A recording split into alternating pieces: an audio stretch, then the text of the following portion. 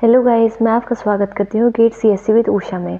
आज हम सॉम आउटलाइन की बुक से सेट के रिलेटेड जितने भी क्वेश्चंस सबको आज प्रैक्टिस करने वाले हैं। ठीक है, आज हम उसके सारे टॉपिक्स को कवर कर लेंगे। जो हमारा रह गया है वो आप मुझे कमेंट में बता देना, मैं उसे भी कवर करवा दूँगी। जितने भी टॉपिक थे या तो हमने लॉन्ग वीडियो से या फिर हमने शॉर्ट्स से सारे कवर कर लिए हैं सेट्स के।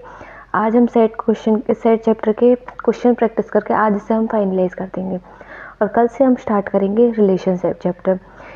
हमें ये डिस्क्रीट मैथमेटिक्स का सिलेबस जल्दी से जल्दी कंप्लीट करना है। ठीक है, तो आज हम सबसे पहले आज हम सप्लीमेंट्री प्रॉब्लम सॉल्व करने वाले हैं। कौन कौन से टॉपिक पर करेंगे? पहला जो टॉपिक होगा वो होगा हमारा सेट एंड सबसेट का। ठीक है, सेट एंड सबसेट के हमारे पास 3-4 प्रॉब्लम्स दे रखे हैं बुक में, तो मैं आपको एक प्रॉब्लम करके दिखाऊंगी, बाकी मैं आपके सामने फ़ोटो डाल दूंगी, आप उन्हें सॉल्व करके देखना। अगर आपके पास उसके आंसर नहीं आते तो आप कमेंट में मुझे बता देना, मैं उनके आंसर भी डाल दूंगी। ठीक है, फिर उसके बाद दूसरी प्रॉब्लम है हमारे सेट ऑपरेशंस। ठीक है, उसके बाद हमारा जो सेट ऑपरेशंस का जो टॉपिक है, ठीक है, इसके ऊपर जितने भी प्रॉब्लम्स हैं इन्हें हम सॉल्व करेंगे। ठीक है, तीसरा जो टॉपिक है वो है हमारा वेन डायग्राम। ठीक है, तो वेन डायग्राम से रिलेटेड जितने भी प्रॉब्लम्स हैं फिर हम उनमें से सॉल्व करेंगे। आपको साथ ही साथ वीडियो पॉज करके खुद से भी प्रैक्टिस करना है ताकि आपको कितना समझ में आ रहा है ये आपको पता चल जाए। ठीक है, फिर उसके बाद हम करेंगे अलजेब्रा, ऑफसेट्स एंड ड्यूअलिटी। ठीक है, ड्यूअलिटी के ऊपर जितने भी क्वेश्चंस हैं वो आप देख सकते हैं। ड्यूअलिटी का टॉपिक मैंने एक शॉर्ट में बताया कि ड्यूअलिटी आखिर में होती क्या है सेट्स में। ठीक है, तो वो आप वहाँ से कर सकते हैं। भाई ये सॉम आउटलाइन की जो बुक है ये बहुत महंगी आती है। ठीक है, इसलिए मैंने खुद ने इसके प्रिंट करवाया हुआ है। फिर उसके बाद finite set and counting principle के ऊपर जितने भी क्वेश्चंस हैं हम उन्हें प्रैक्टिस करने वाले हैं। आज ये वीडियो ज़्यादा लेंथी ना हो इसलिए मैं क्वेश्चंस को फ़ोटो डाल के भी बताऊंगी आपको। आप उन क्वेश्चंस को खुद से प्रैक्टिस भी करना। अगर कोई क्वेश्चन हमें मतलब कोई क्वेश्चन नहीं होता है तो आप मुझे बता देना कमेंट में, मैं कर दूंगी। ठीक है, नेक्स्ट टॉपिक है पार्टीशन ऑफ सेट्स। पार्टीशन बहुत इंपॉर्टेंट टॉपिक है। ठीक है, आगे यूज़ होगा ये। फिर उसके बाद आता है हमारे इंडक्शन के क्वेश्चन, मतलब मैथमेटिकल इंडक्शन के जो क्वेश्चन है उनके ऊपर प्रैक्टिस करने के लिए। ठीक है, आखिर में हमारे बस टॉपिक यहीं ख़त्म हो जाएंगे सारे के सारे। ठीक है, तो स्टार्ट करते हैं हम अपने पहले टॉपिक से, सेट एंड सबसेट के क्वेश्चंस को। ठीक है, सेट एंड सबसेट के क्वेश्चन मैंने आपके स्क्रीन पर डाल दिए हैं।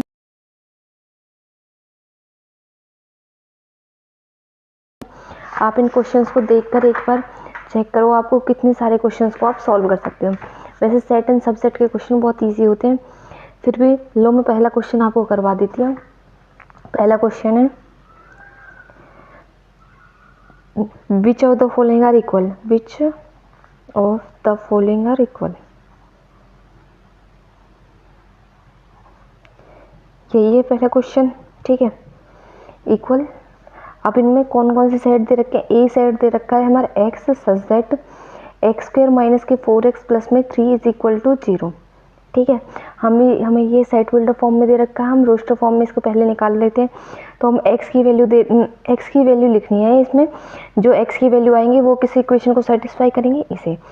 तो हम इस इक्वेशन की मदद से पहले x की वैल्यूज निकाल लेते हैं। तो x square minus 3x minus x plus 3 is equal to 0, x minus की 3 माइनस 1 x माइनस की 3 x minus 1 equal to 0 and x minus 3 equal to 0। तो x की वैल्यू क्या आ जाएंगी? 1 और 3 आ जाएंगे। तो यानी कि सेट ए की जो एलिमेंट है वो क्या है? 1 और 3। ठीक है, बी है, बी दे रखा है हमारा x such that x square minus के 3x प्लस 2 इक्वल टू 0। ठीक है, मतलब है इसमें भी x की वैल्यू है पर वो x किसको सेटिस्फाई करना चाहिए? इस इक्वेशन को सेटिस्फाई करना चाहिए। मतलब पहले हम यहाँ से भी पहले x की वैल्यू निकाल लेते हैं। तो एक्स स्क्वायर माइनस के 3x plus 2 is equal to 0, इसे कर सकते हैं एक्स स्क्वायर माइनस के 2x minus x plus 2 equal to 0। तो x minus 2 into x minus 1 equal to 0। तो x की वैल्यू हो जाएंगी 1 और 2, मतलब बी सेट के जो एलिमेंट हो जाएंगे वो हो जाएंगे 1 और 2। अब हमारे पास C आता है। C सेट क्या दे रखा है? C दे रखा है हमारा x such that x belongs to natural number, x is less than 3। अब हमें पता है सी ये भी हमारे रोस्टर सेट वेल्डर फॉर्म में दे रखा है, हमें ये भी रोस्टर फॉर्म में कन्वर्ट करना पड़ेगा। एक्स नेचुरल नंबर कहाँ स्टार्ट होते हैं 1 से, ठीक है, और लेस देन 3 है, यानी कि 2 3 को हम काउंट नहीं करेंगे क्योंकि बस लेस देन का साइन है। फिर डी हम देखेंगे तो डी हमारा आएगा x z, x belongs to natural number, comma x is odd, comma x is less than 5, ठीक है। एक्स लेस तो इसको अगर हम रोस्टर फॉर्म में कन्वर्ट करेंगे तो एक्स हमारे नेचुरल नंबर से करता है, ठीक है। तो नेचुरल नंबर कहाँ से होते हैं 1 से स्टार्ट, एक्स ऑड भी होना चाहिए, 1 ऑड भी है, ठीक है, और 5 से छोटा भी, तो 1 इसका एलिमेंट हो जाएगा। फिर हम जाएंगे सेकंड नेचुरल नंबर पे 2 लेकिन हमारा ऑड नहीं है, ठीक है, तो वो हमारा काउंट नहीं होगा इस सेट में। फिर आएंगे हम 3 की बात, 3 हमारे नेचुरल नंबर्स को बिलोंग करता है, ऑड भी है, ठीक है। तो फिर उसके बाद हम देखेंगे 5 से छोटा है, हाँ ये 5 से छोटा है, तो 3 हमारा इसमें एलिमेंट आ जाएगा। 4 की बात आएगी, 4 हमारा ऑड नहीं है, तो ये हमारा 4 इस सेट का पार्ट नहीं होगा। 5 काउंट ही नहीं होगा क्योंकि ये 5 से छोटे नंबर्स की बात कर रहा है, तो हमारा डी के जो एलिमेंट हो जाएंगे वो हो जाएंगे 1 और 3। अब हम बात करेंगे सेट ई की बात करेंगे, तो सेट ई में क्या एलिमेंट है 1, 2, ठीक है। एफ की बात करेंगे, एफ में क्या एलिमेंट है 1, 2, 1। हमें एक चीज़ पता है कि सेट में किसी भी रिपीटेशन, कितनी भी रिपीटेशन कर दो पर सेट चेंज नहीं होता, ठीक है। तो इसका यही मतलब है एलिमेंट वो एक ही बार काउंट होगा, तो ये 1 की जगह हम सीधे 2 बार 1 लिख रहे हैं, सीधे 1 बार 1 लिख के इसे हम बात खत्म कर सकते हैं। तो एफ के एलिमेंट हो जाएंगे 1, 2, ठीक है।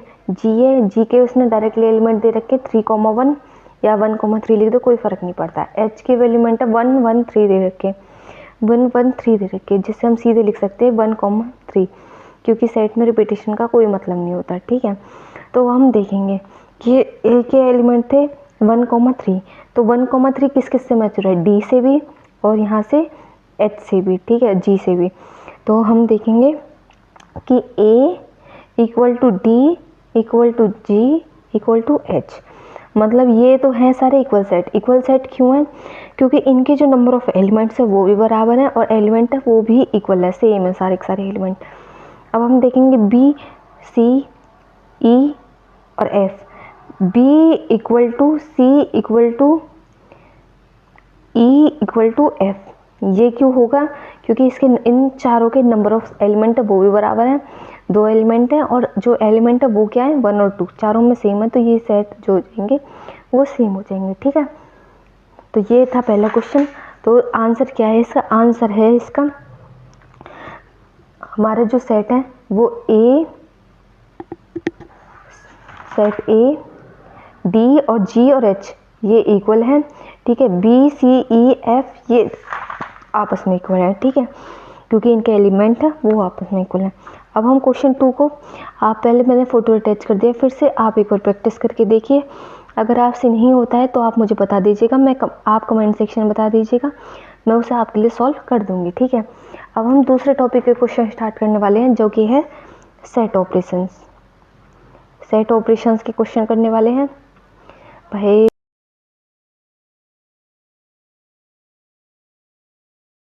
कोई इंसान कोई आपकी बस हेल्प कर सकता है, बाकी मेहनत आपको खुद से करनी पड़ेगी, ठीक है। इसमें एक पहला क्वेश्चन है वो थोड़ा सा बड़ा लग रहा है तो उसे मैं सॉल्व कर देती हूँ। इसमें क्वेश्चन है consider the universal set you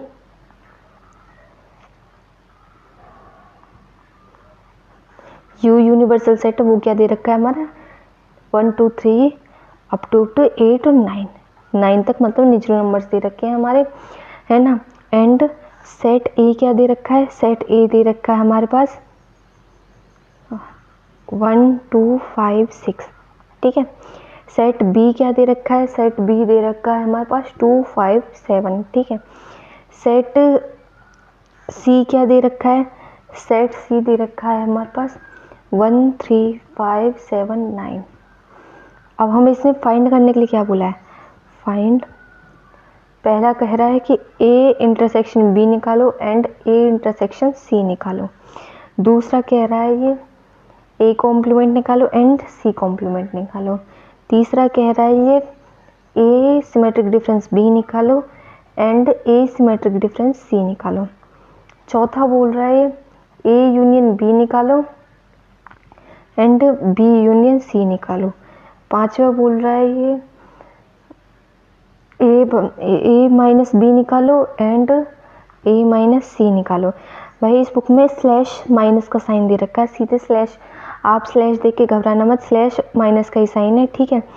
छठा दे रखा है इसमें A union C minus B and B symmetric difference C minus A, ये निकालना। तो ले शुरू करते हैं। सबसे पहले पहला क्या निकालेंगे हम, ए इंटरसेक्शन बी निकालते हैं।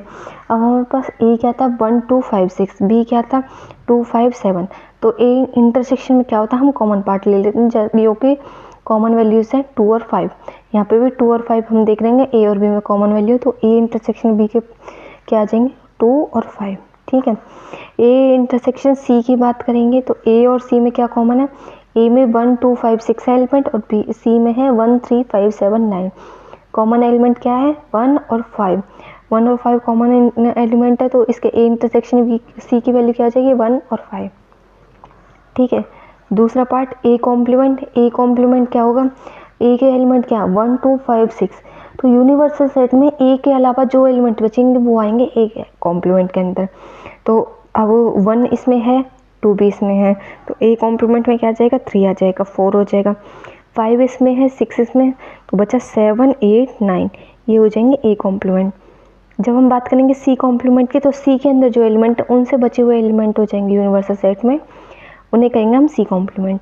अब जैसे 1 है, ठीक है, तो 1 काउंट नहीं होगा, फिर 2 आएगा, 3 यहाँ पे है तो 4 यहाँ पे आ जाएगा, 5 यहाँ है तो 6 यहाँ आ जाएगा, 7 यहाँ है तो 8 यहाँ आ जाएगा, ये हो जाएगा सी कॉम्प्लीमेंट, ठीक है। तीसरा आ जाएगा ए सिमेट्रिक डिफरेंस बी। तो सिमेट्रिक डिफरेंस में हमारा क्या होता है, जब हम सेट से भी देखेंगे, तो अगर हमारे ये सेट है, ठीक है, ये सेट ए है और ये सेट बी है, तो हम क्या करते हैं, ये जो ए माइनस बी का जो पोर्शन है और ये बी माइनस ए का जो पोर्शन है, इन दोनों को जो यूनियन करते हैं वो होता है हमारा सिमेट्रिक डिफरेंस। मतलब मेनली हमें ए यूनियन बी में से हमें क्या माइनस करना है, ए इंटरसेक्शन बी को, ये हमें माइनस करना है। ये क्या देता है, हमारा सिमेट्रिक डिफरेंस देता है, ए सिमेट्रिक डिफरेंस बी। तो हम क्या करेंगे, हमें जो भी ये सेट दे रखे इनमें से कॉमन पार्ट होगा उसे डिलीट करके हमारा सिमेट्रिक डिफरेंस निकल जाएगा, ठीक है।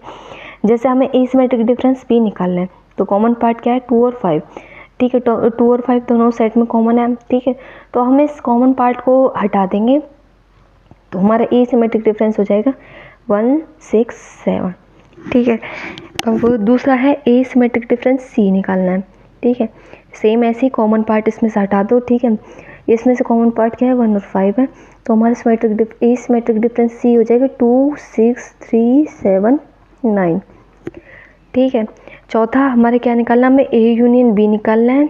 ए यूनियन बी हो जाएगा हमारा ए 1, हमारा रिपीटेशन मतलब दोनों के एलिमेंट को मिक्स करना, बस रिपीटेशन नहीं होनी चाहिए। रिपीटेशन का मतलब होता है सेट में रिपीटेशन अलाउड ही नहीं होती, ठीक है। मतलब आप कितनी बार भी एक एलिमेंट को लिख लो, उसका मतलब वो एक बार से ही काउंट हो जाएगा, ठीक है। 1 फिर 2 फिर 3 फिर 5 फिर 6 फिर 7 फिर 9, ये हो जाएगा ए यूनियन बी। अब ए बी यूनियन सी करेंगे, तो बी यूनियन सी में क्या हो जाएगा 1 2 3 5 7 9, ये हो जाएगा बी यूनियन सी। अब हमें निकालना है ए माइनस बी। ए माइनस बी का मतलब ये होता है कि जो ए में हो एलिमेंट वो बी में ना होनी चाहिए, ठीक है। मतलब ए में से जो ए और बी के कॉमन एलिमेंट है उन्हें हटाना है, ठीक है। ए और बी के कॉमन एलिमेंट क्या है 2 और 5, तो ए सेट में से हम कॉमन एलिमेंट को हटा देंगे, तो वो हो जाएगा हमारा ए माइनस बी। तो ए माइनस बी क्या आ जाएगा 1 6।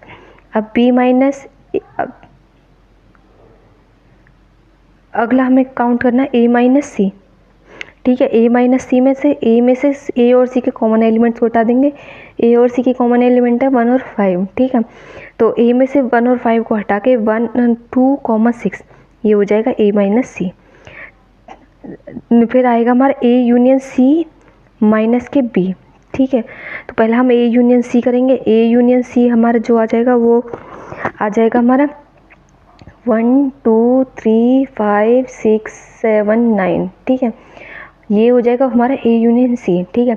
अब हम जब ए यूनियन सी में से हमें क्या करना है बी माइनस करना है। तो बी के एलिमेंट क्या है 2 5 7, तो हम 2 5 7 को देख लेंगे, कॉमन एलिमेंट को हटा के 2 5 7 दोनों में कॉमन है, ठीक है।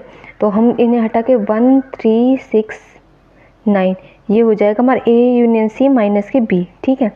अब हमें सॉल्व करना है, अब ये हम यहाँ पे कर देते हैं स्पेस, जैसे 20 मैट्रिक डिफरेंस सी माइनस के ए, तो पहले हम 20 मैट्रिक डिफरेंस सी निकालेंगे। 20 मैट्रिक डिफरेंस सी निकालते टाइम हम बी और सी सेट के बस कॉमन एलिमेंट को हटा के बाकी एलिमेंट को लिख देंगे, ठीक है। बी और सी में कॉमन एलिमेंट क्या है 5 7, 5 7 यहाँ पे कॉमन एलिमेंट है। यहाँ पे क्या बचा 2, तो 2 कॉमन एलिमेंट को हटा के यहाँ 2 बचा। सी में क्या बचा 1 3 9, ठीक है। तो 20 मैट्रिक डिफरेंस सी क्या हो जाएगा 1 2 3 9, ठीक है। अब इसमें से क्या करना है माइनस के ए करना है, तो ए में तो इनके कॉमन एलिमेंट को हटा देंगे, ठीक है। जो एलिमेंट, तो इसमें से 1 और सिर्फ 1 मैच हो रहा है, तो यानी कि इसका 20 मैट्रिक डिफरेंस सी माइनस ए का क्या आ जाएगा 2 3 9, ये हो जाएगा 20 मैट्रिक डिफरेंस सी माइनस ए, ठीक है। तो ये होगी दूसरा क्वेश्चन सॉल्व सेट ऑपरेशंस का। अब हम बात करेंगे वेन डायग्राम की। बाकी क्वेश्चंस मैं आपको सेट डिफरेंस के लगा के दे दूंगी, आप चाहे तो उन्हें प्रैक्टिस कर सकते हैं, ठीक है।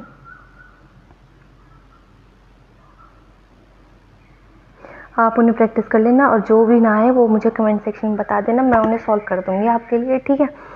अब हम सॉल्व करेंगे तीसरे टॉपिक वेन डायग्राम का। ये सीरीज उन बच्चों के लिए जो महंगी कोचिंग और महंगे बुक्स को अफोर्ड नहीं कर सकते, इसलिए हम उन्हें कोचिंग का कंटेंट फ्री में प्रोवाइड कराने की कोशिश कर रहे हैं, इसलिए ज़्यादा से ज़्यादा बच्चे इस चीज़ का फ़ायदा उठाएं। इसलिए आप इसे लाइक शेयर और सब्सक्राइब जरूर करना चैनल को, ठीक है।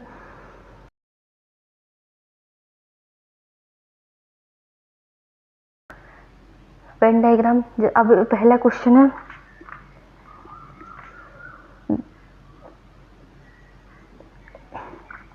शेड द फॉलोइंग सेट्स, ठीक है। हमें सेट जो हमें वो वेन डायग्राम है, इन वेन डायग्राम में हमें कुछ ये दे रखे हैं, सेट दे रखे हैं, हमें ये हमें ये शेड करने हैं, ठीक है। जैसे पहला वो दे रखा है ए है हमारे पास, ए माइनस बी यूनियन सी, ठीक है। तो हम पहले इसे सॉल्व करेंगे, तो तीन सेट है 1 2 3, तो हम 3 सेट बना लेंगे। रेक्टेंगल हमारा यूनिवर्सल सेट हो जाएगा 1 2 3, ये सेट हो जाएगा A B C. B union C करेंगे तो बी यूनियन सी में हमारे ये सारा रीजन आ जाएगा, ठीक है, ये आ जाएगा बी यूनियन सी में। अब हमें ए में से माइनस करना है, क्या माइनस करना, बी यूनियन सी, ठीक है। तो बी सेट ए क्या है हमारा, सेट ए है हमारा ये, ठीक है। इसमें से बी यूनियन सी का ये पार्ट माइनस करना, तो मतलब ये हम माइनस कर देंगे, ठीक है। तो ये आ जाएगा, तो हमारा बचेगा क्या, ये वाला जो पार्ट हो जाएगा ये आ जाएगा ए माइनस बी यूनियन सी, मतलब ये वाला जो पार्ट है ये हमारा शेडेड रीजन, ठीक है। ये मैं आपके लिए दूसरा पेन यूज कर दें, 1 मिनट रुकना।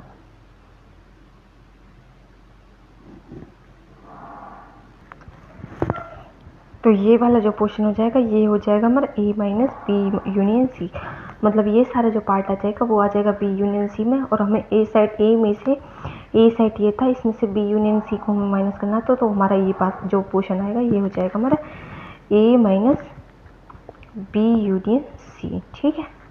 अब दूसरा हमें क्या शेड करना है, दूसरा हमें शेड करना A complement intersection B union C. इसमें भी हमें 3 सेट लेने पड़ेंगे, ठीक है। बी यूनियन सी हमें करना पड़े ए बी सी, ठीक है। बी यूनियन सी क्या आ जाएगा हमारा, ये जो सेट हो जाएगा ये और ये, इन दोनों का ए बी सी, तो इनका जो ये वाला पार्ट हो जाएगा ये हो जाएगा हमारा बी यूनियन सी में, ठीक है। ए कॉम्प्लीमेंट यानी कि ए कॉम्प्लीमेंट ए से हट के, मतलब इस वाले पार्ट को छोड़ के जितना भी है सारा ये आ जाएगा हमारा ए कॉम्प्लीमेंट में, ठीक है। ए को छोड़ के तो हमें दिखाना है ए कॉम्प्लीमेंट इंटरसेक्शन, तो A complement intersection B union C में, तो ये वाला जो पार्ट आ जाएगा ये आ जाएगा हमारा A complement B intersection C में। मतलब सेट ए को छोड़ के बी यूनियन सी का जितना भी पार्ट है वो सब आ जाएगा A complement intersection B union C में। ठीक है, तीसरा जो हमारा क्वेश्चन है वो है A complement intersection C minus B में। ठीक है, तो हम वेन डायग्राम बनाएंगे। ठीक है, ए बी सी। ठीक है, तो ये हमारा वेन डायग्राम बन गया A B C. C minus B मतलब सी में से बी को माइनस करना है। ठीक है, तो सी माइनस बी, तो ये वाला जो पार्ट हो जाएगा, ठीक है, ये यहाँ से यहाँ तक ये हो जाएगा हमारे पास सी माइनस बी, मतलब सी होना चाहिए पर बी ना होना चाहिए। अब ए कॉम्प्लीमेंट मतलब ये ए वाला अभी हटा के ये जो सारा बचेगा ये आ जाएगा ए कॉम्प्लीमेंट। अब इसने कहा है कॉमन पार्ट लेना है। ए कॉम्प्लीमेंट मतलब इस सारे के जो इंटरसेक्शन होगा वो सी माइनस बी यहाँ से इसके साथ होना चाहिए। तो हमें पता है कि जब हम इंटरसेक्शन करते हैं पूरे सेट उसके साथ, तो हमारे पास बचेगा ये वाला पार्ट। ठीक है, ये है हमारा C A complement C minus B. ठीक है, A complement C minus B का इंटरसेक्शन। ठीक है, ये हमारे पास। ठीक है, अब हम क्वेश्चन करने वाले हैं दूसरा। अब हम क्वेश्चन सॉल्व करेंगे algebra of set and duality. Algebra of set and duality.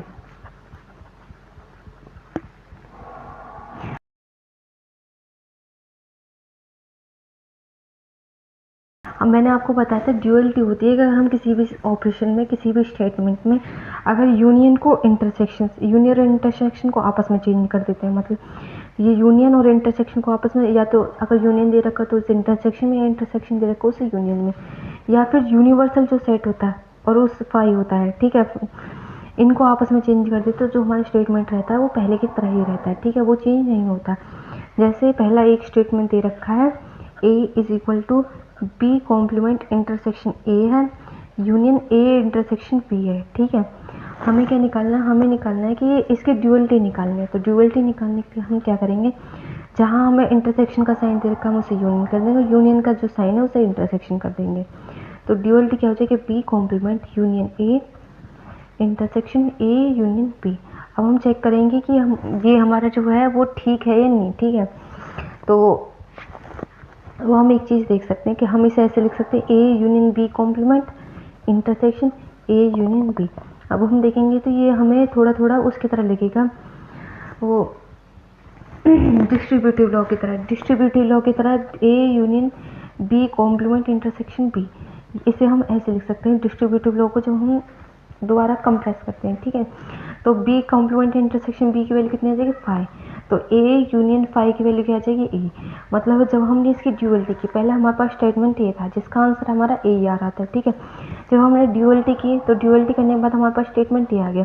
हमने जब इसे सॉल्व किया तो इसका फिर भी आंसर कितना आ रहा है ए। मतलब ड्यूअलिटी करने के बाद भी जो हमारा एक्सप्रेशन है उसकी वैल्यू चेंज नहीं हुई। यही सेट ड्यूअलिटी बताता है। ठीक है, अब दूसरा जो वो है वो क्या है, ए इंटरसेक्शन बी। दूसरा एक्सप्रेशन है union A complement union B, sorry intersection B, A complement intersection B union A intersection B complement, union A complement intersection B complement is equal to universal set है। ठीक है, हमें इसे क्या दिखाना है, ड्यूअलिटी से इसके सारे जो इंटरसेक्शन साइन है वो यूनियन में चेंज हो जाएंगे, यूनियन के जो साइन है वो इंटरसेक्शन में, और ये यूनिवर्सल सेट पाई में कन्वर्ट हो जाएगा। तो A union B intersection A complement intersection B, sorry union B, क्योंकि इंटरसेक्शन है ये यूनियन में चेंज हो जाएगा, यूनियन इंटरसेक्शन में चेंज हो जाएगा, A union B complement intersection A complement union B complement. ठीक है, अब हम इसमें चेक करेंगे। देखो हमें यहाँ पे एक डिस्ट्रीब्यूटिव लॉ दिख रहा है। अब हम क्योंकि सारे कैसे भी कर सकते हैं ना, आगे पीछे लिख सकते हैं, इसलिए इसे मैंने एक कॉमन ले लिया, इनको मैंने एक ब्रैकेट में ले लिया। इसमें देखेंगे हमें एक डिस्ट्रीब्यूटिव लॉ दिख रहा है A intersection A complement union B. ठीक है, इसे एक ब्रैकेट में लेके इंटरसेक्शन, इसमें चेक करेंगे, इसमें एक डिस्ट्रीब्यूटिव लॉ लग रहा है A intersection A complement union B complement. ठीक है, जब हम चेक करेंगे ए इंटरसेक्शन ए कॉम्प्लीमेंट, हमें पता है कोई सेट और उसके कॉम्प्लीमेंट का जब हम इंटरसेक्शन लेते हैं तो वो मिलता है हमें 5 union B intersection A complement intersection A, तो ये हो जाएगा 5 यूनियन बी कॉम्प्लीमेंट। ठीक है, तो फाई यूनियन भी कोई भी सेट है, अगर उसका हम फाई के साथ यूनियन लेते हैं तो वो खुद सेट आ जाता है। इंटरसेक्शन फाई के साथ उसका यूनियन लेंगे तो वो खुद सेट आ जाएगा। अब हमें पता है बी इंटरसेक्शन बी कॉम्प्लीमेंट, तो ये क्या आ जाएगा हमारा, एक सेट है उसका खुद का कॉम्प्लीमेंट है, तो उनका जो इंटरसेक्शन आ जाता है वो हो जाता है फाई। तो ये किसके बराबर आ गया, हमारे RHS के बराबर। अब हम देख सकते हैं कि ड्यूअलिटी से पहले हमारे पास ये एक्सप्रेशन था, ठीक है। जब हमारे ड्यूअलिटी हमने चेंज कर दी, तो ड्यूअलिटी चेंज करने के बाद हमारे पास ये एक्सप्रेशन हो गया। जब हमने उसे अलजेब्रा लगा के सॉल्व किया तो भी हमारा आंसर RHS के इक्वल आ गया, यानी कि ड्यूअलिटी से हमारे एक्सप्रेशन की वैल्यू चेंज नहीं हुई, ठीक है। बाकी क्वेश्चन मैं आपकी स्क्रीन पर लगा रही हूँ, आप वीडियो पॉज करके उन्हें सॉल्व कर सकते हैं, ठीक है। अब हम चेक करेंगे, अब हम क्वेश्चंस करेंगे finite set and counting principle पर। Finite set and counting principle पर।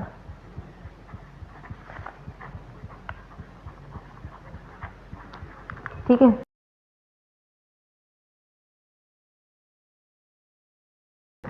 इसमें से एक क्वेश्चन है पहले फाइनाइट सेट का, determine which of a following set are finite.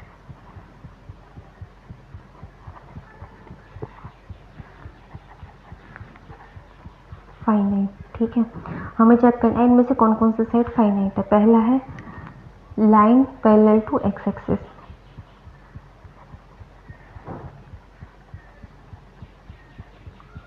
हमें पता है जब हम कार्टेशियन प्लेन में देखते हैं, अगर हम नॉर्मल 2D फुल डायमेंशन, तो ये वाई एक्सिस होता है, ये एक्स एक्सिस होता है, ठीक है। अब हम जानते हैं कि इसके पैरेलल इनफाइनाइट लाइन हो सकते हैं, क्योंकि वाई पे इनफाइनाइट नंबर ऑफ कोऑर्डिनेट है, तो ये एक फाइनाइट लेंगे, ये कैसा सेट हो जाएगा, इनफाइनाइट, ठीक है।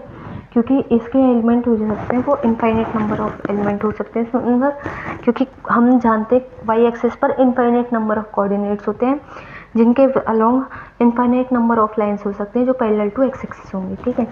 दूसरा जो हमारे पास होगा वो क्या है, integer which are multiple of 5, integers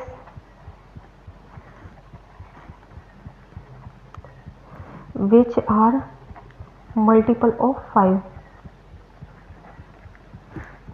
5 के मल्टीपल्स, जो इंटीजर्स 5 के मल्टीपल है। हम पता है कि integers minus infinity to infinity होते हैं, और जितने भी इंटीजर्स हैं जो 5 के मल्टीपल है वो माइनस इन्फिनिटी से लेके इन्फिनिटी के बीच में है, जो कि इनफाइनाइट है। तो ये सेट भी कैसा हो जाएगा, इनफाइनाइट नंबर ऑफ इंटीजर्स हैं जो 5 के मल्टीपल है, ठीक है। C, letters in English alphabet, letters in English alphabets. तो हम जानते हैं कि इंग्लिश अल्फ़ाबेट में A to G total 26 letters हैं, तो ये कैसा सेट हो जाएगा, फाइनाइट,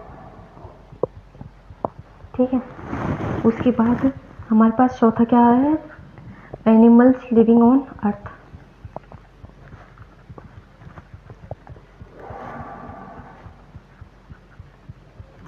तो ये भी एक फाइनाइट नंबर ऑफ एनिमल, क्योंकि हमें पता है कि हम शायद हम नहीं काउंट कर दें, लेकिन किसी भी देश के ऊपर हमने इतना तो सुना होगा कि किसी भी देश के ऊपर, देश के सर्वे में सारे के सारे एनिमल्स का जोड़ होता है, तो ये जो एनिमल्स लिविंग ऑन अर्थ ये भी काउंट किया जा सकता है, तो ये भी कैसे हो जाएगा, फाइनाइट, ठीक है। अब एक और क्वेश्चन मैं आपको सॉल्व कराने वाली हूँ, वो वेन डायग्राम और काउंटिंग प्रिंसिपल पर डिपेंड है। एक सर्वे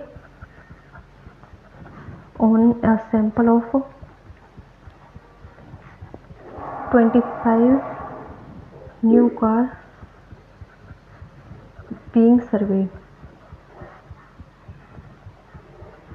तो किसी भी एक सर्वे में 25 नई कार पर सर्वे किया गया था, ठीक है। उसमें क्या था कि लोकल जो ऑटो डीलर था उसे कंडक्ट किया गया था, ठीक है। कुछ पॉपुलर ऑप्शंस थे, जैसे पहला था, एक था एयर कंडीशन का, ठीक है, मतलब किसी गाड़ी में AC होना चाहिए, ठीक है, जिसे हम ए से डिनोट करेंगे। दूसरा गाड़ी का और क्या था, रेडियो सिस्टम। बहुत से लोग होते हैं कि उन्हें रेडियो ज़्यादा, उन्हें चाहिए कि बस गाने चलते रहे, बाकी मैं ड्राइव करता हूँ, कोई दिक्कत ना है, ठीक है।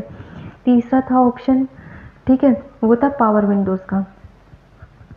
तो ये किया गया था कि लोग कौन सा ऑप्शन ज़्यादा फिट कराना पसंद करते हैं। तो इसमें कुछ वैल्यू जो लोग हमारा AC को जो ज़्यादा इम्पोर्टेंस देते थे, ठीक है, उनकी वैल्यू पाई गई 15, ठीक है। उनमें से कुछ रेडियो को जो देते थे इम्पोर्टेंस वो थे 12, ठीक है। और जो पावर विंडो को इम्पोर्टेंस देते थे वो थे 11। जो AC और पावर विंडो दोनों को देते थे उनकी वैल्यू पाई गई थी 5, और ठीक है, इनमें से भी। और जो AC और रेडियो दोनों को इम्पोर्टेंस देते थे उनकी वैल्यू पाई गई थी 9, और जो रेडियो और पावर विंडो को जो वो देते थे इम्पोर्टेंस देते थे, ये W पावर विंडो ही है, PEC लिख देते हैं। रेडियो एंड पावर विंडो को इम्पोर्टेंस देते थे उनकी वैल्यू पाई गई थी 4, ठीक है। और जो तीनों के तीनों ऑप्शंस को इम्पोर्टेंस देते थे, मतलब रेडियो, AC और पावर विंडो, उनकी वैल्यू पाई गई थी 3। अगर हम इस क्वेश्चन को सॉल्व करना चाहते हैं, अब हमसे इसमें पूछा क्या था पहले हम इसका वेन डायग्राम बना लेते हैं। वेन डायग्राम से सारे क्वेश्चन बहुत इजीली सॉल्व हो जाते हैं, ठीक है। ये था हमारा AC, ये था रेडियो, ये था पावर विंडो, ठीक है। AC, radio, power window. अब हमें पता है कि जब हम कॉमन पार्ट होता है, मतलब ये तीनों का कॉमन पार्ट ये है, तो इसकी वैल्यू कितनी आ रही थी 3, ठीक है। तीनों के जो तीनों हुई है। अब AC और रेडियो के कितने थे 9 में से 3 तो सबके कॉमन हम लिख चुके हैं। तो ये कितने बचे, सिर्फ जो मतलब पावर विंडो नहीं जाते थे वो थे 6 हो गए, ठीक है। AC और radio and power window value है 4, लेकिन 3 हम कॉमन में लिख चुके हैं, तो ये इसकी वैल्यू आ जाएगी 1, ठीक है। AC एंड पावर विंडो, ठीक है, AC and power window value कितनी है 5, लेकिन 3 हम लिख चुके हैं, तो इसकी वैल्यू आ जाएगी 2, ठीक है। AC के टोटल कितने थे 15, 6 और 3 9, 9 और 2 11, बचे कितने 4, ठीक है। रेडियो कितने थे 12, 6 और 3 9 और 1 10, 10 में से बचे कितने 2। नंबर ऑफ पावर विंडो कितने 11, 2 और 3 5 और 1 6, ये कितने बचे 5। अब क्वेश्चन है, पहला क्या है ओनली W, पहला है ओनली पावर विंडो। तो ओनली पावर विंडो कितने लोगों ने लिए 5 ने, ठीक है। दूसरा है ओनली AC, ओनली AC कितने लोगों ने लिया है 4 ने, क्योंकि ये सब किसी न किसी चीज़ में दूसरे उससे जुड़े हुए हैं, जिन्होंने सिर्फ AC लिया है, मतलब बाकी उन्होंने कुछ और नहीं लिया है, ठीक है। तीसरा है हमारे पास जिन्होंने R and W but not A, R and power window, मतलब radio and power window but not A, मतलब उनके पास AC नहीं होनी चाहिए, रेडियो और पावर विंडो होनी चाहिए। तो रेडियो और पावर विंडो ये है, ठीक है। इनके पास AC नहीं चाहिए, मतलब इन दोनों में से 3 को माइनस कर देंगे, तो 2 और 1 3, 3 और 5 8 आ जाएगा इसकी वैल्यू, ठीक है। और कुछ ने only one of the option, मतलब जिन्होंने सिर्फ एक ही चीज़ लिया, या तो AC लिया, या रेडियो लिया, या पावर विंडो, तो सिर्फ एक के लिए 4 और 2 6 और 5 11, ओनली वन ऑप्शन के लिए हम दिया, यह आ जाएगा 11, ठीक है।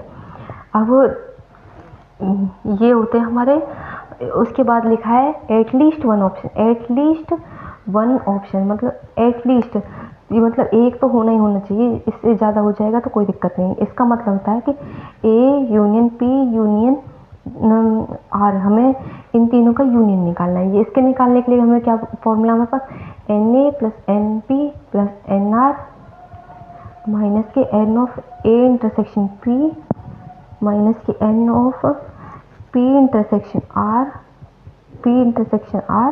माइनस के N of A intersection R plus में N of A intersection P intersection R, ठीक है।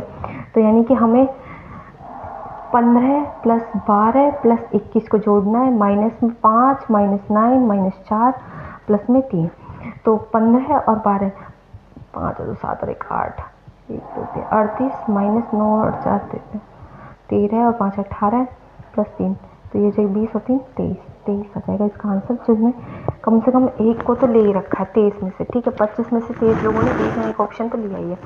अब चौथा पूछा है हमारे पास, लास्ट हमारे पास क्वेश्चन है नन ऑफ द अबव, मतलब ऐसे कौन से जिन्होंने एक भी ऑप्शन नहीं लिया। तो नन ऑफ का मतलब है A union R union P का कॉम्प्लीमेंट, तो ये क्या हो जाएगा 25 माइनस के 23 इज इक्वल टू 2।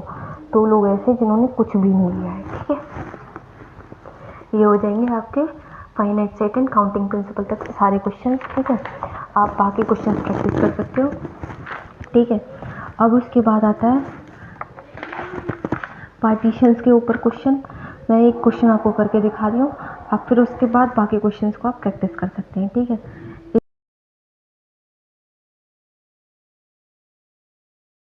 एक क्वेश्चन सेट एस दे रखा है पार्टीशंस का।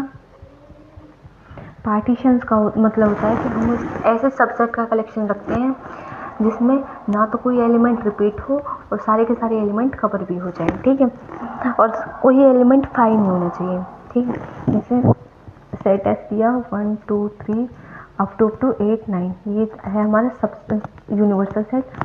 इसके हमारे पास 4 ऑप्शन हैं। पहला है 1 3 6 2 8 5 7 9।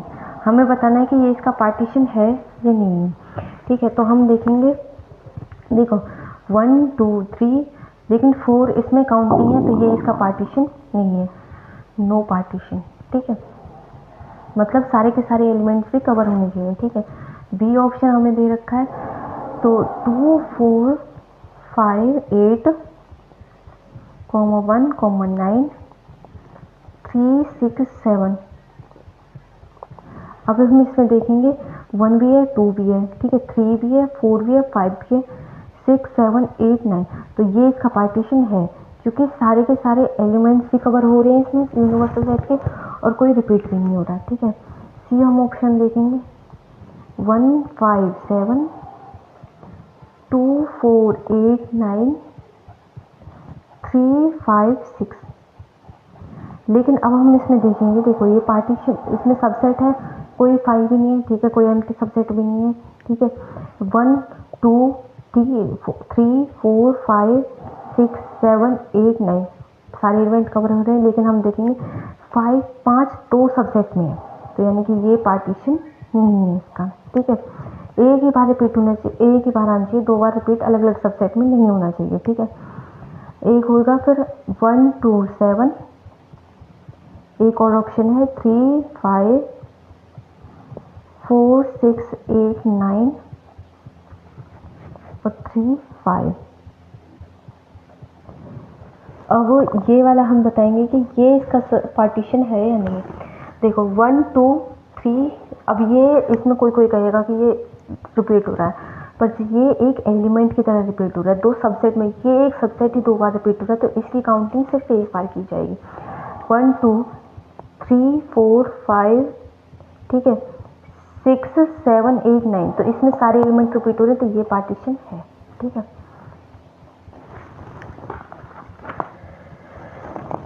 अब हम इस वीडियो को हम यहीं रोकते हैं। अगली वीडियो में हम मैथमेटिकल इंडक्शन और कुछ मिसलेनियस प्रॉब्लम सॉल्व करने वाले हैं, ठीक है। धन्यवाद।